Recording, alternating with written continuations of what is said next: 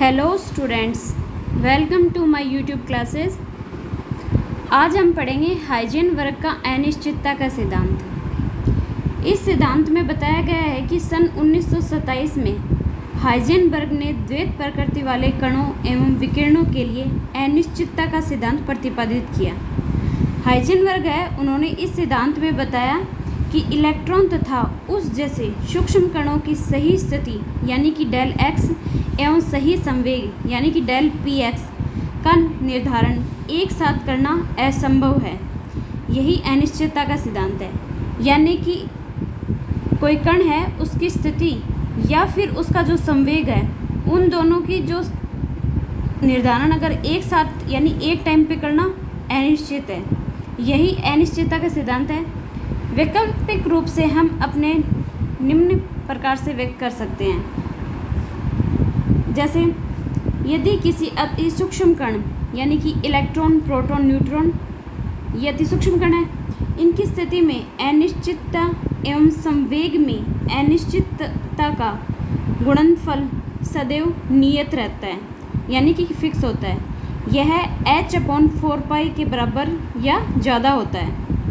Heisenberg ने अपने इस सिद्धांत में गणितीय रूप से निम्न प्रकार से प्रतिपादित किया, यानी कि del x into del p x, यानी कि डेल एक्स तो स्थिति होगी और पी एक्स है वो संवेग हो गया, इनका गुणा बराबर या h/4π, यानी कि यहाँ डेल्टा एक्स बराबर तो क्या होगा, अति सूक्ष्म कण की स्थिति, और डेल पी एक्स बराबर क्या होगा, सूक्ष्म कणों में संवेग। ठीक है। अतः यदि एक मापन की अनिश्चितता कम करेंगे तो दूसरे की अनिश्चितता का मान बढ़ जाएगा। यानी कि दोनों गुणनफल में थे, तो एक की अगर मापन की अनिश्चितता है उसको अगर कम करेंगे तो दूसरे की बढ़ेगी, यानी कि एक को बढ़ाएंगे तो दूसरा घटेगा। ये सीक्वेंस चलेगा इनमें, यानी कि एक बढ़ा तो दूसरा घटा, क्योंकि दोनों की अनिश्चितता का गुणनफल कम से कम h/4π के बराबर होता है। उपयुक्त संबंध में स्पष्ट है कि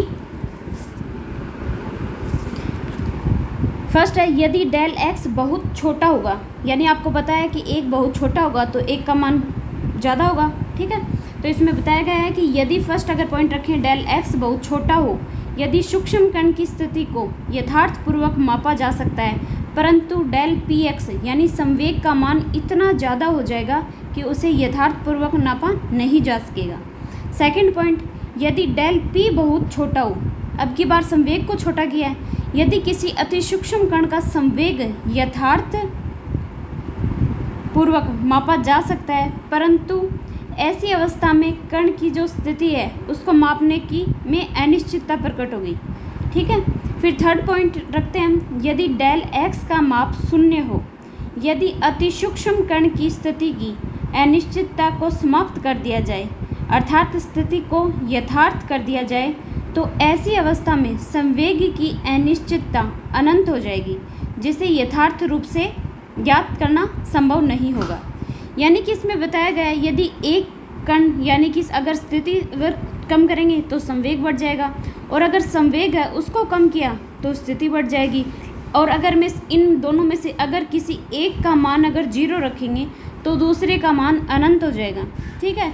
यानी कि इसको अनिश्चितता के सिद्धांत में बताया गया है कि ऐसा तो संभव नहीं है।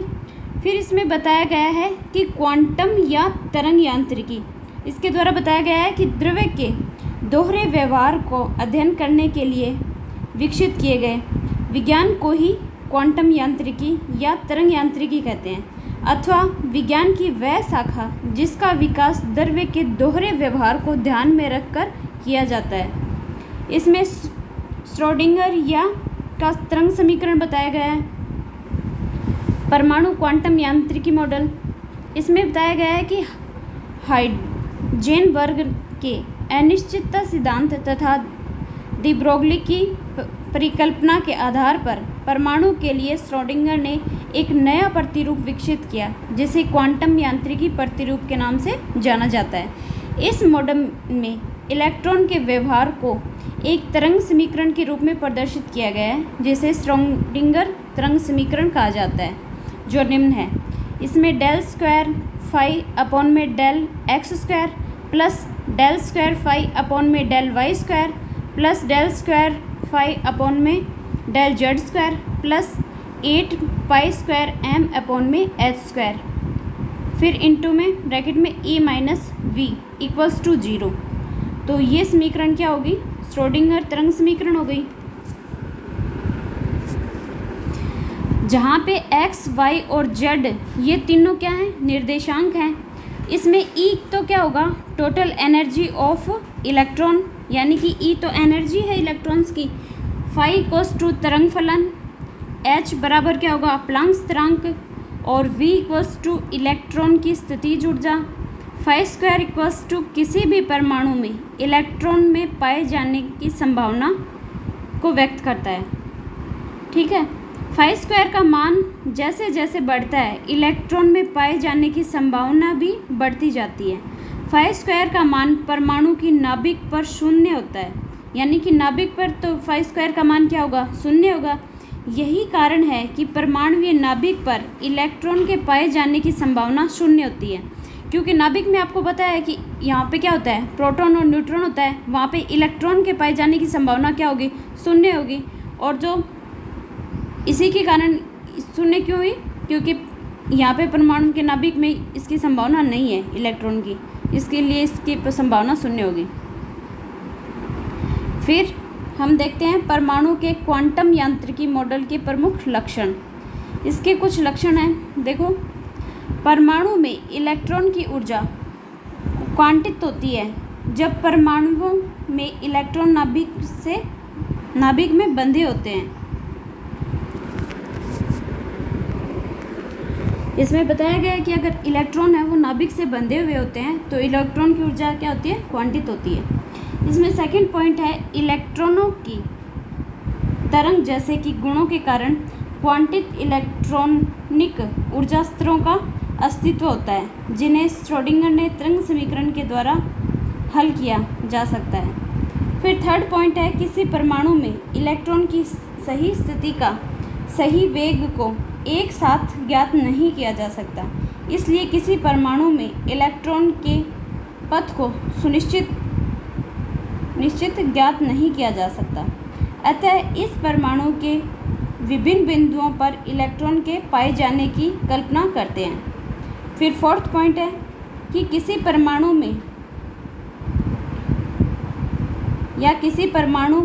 इलेक्ट्रॉन के तरंग फलन फाई को परमाणु कक्षक या कक्षक तरंग फलन कहते हैं। जब एक तरंग फलन द्वारा किसी इलेक्ट्रॉन की व्याख्या की जाती है तो हम यह कह सकते हैं कि इलेक्ट्रॉन उस कक्षक में उपस्थित है। अतः किसी इलेक्ट्रॉन के लिए बहुत से तरंग फलन हो सकते हैं। यही कारण है कि परमाणु में कई परमाणु कक्षक होते हैं। फिर इसका फिफ्थ पॉइंट है, परमाणु में इलेक्ट्रॉन के बारे में सारी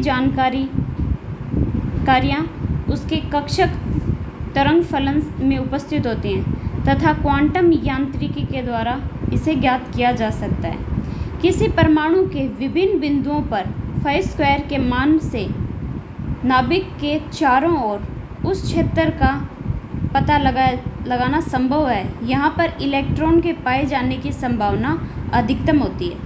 ठीक है, यानी कि नाभिक में तो क्या होगा? प्रोटॉन और न्यूट्रॉन होंगे, और जो बाहर सर्कल होंगे यानी कि जो कक्षा हैं उसके अंदर इलेक्ट्रॉन होंगे, जो इनकी संभावना इलेक्ट्रॉन के पाए जाने की संभावना क्या होगी? अधिकतम होगी। इसके बारे में बताया गया है। आई थिंक आपको समझ में आ गया होगा। कल हम इन परमाणुवीय कक्षक के बारे में पढ़ेंगे कि इनकी ऊर्जा कौन सी होती है, यानी कि इन परमाणुओं की कक्षा क्या है, इनके कक्षक क्या हैं, इसके बारे में आगे पढ़ेंगे। तो आज आप ये पढ़ें और कल परमाणु के बारे में या इलेक्ट्रॉन की स्थिति क्या होती है, ये कैसे इसके चारों तरफ सर्किल में घूमते हैं, इसके बारे में पढ़ेंगे। Thank you.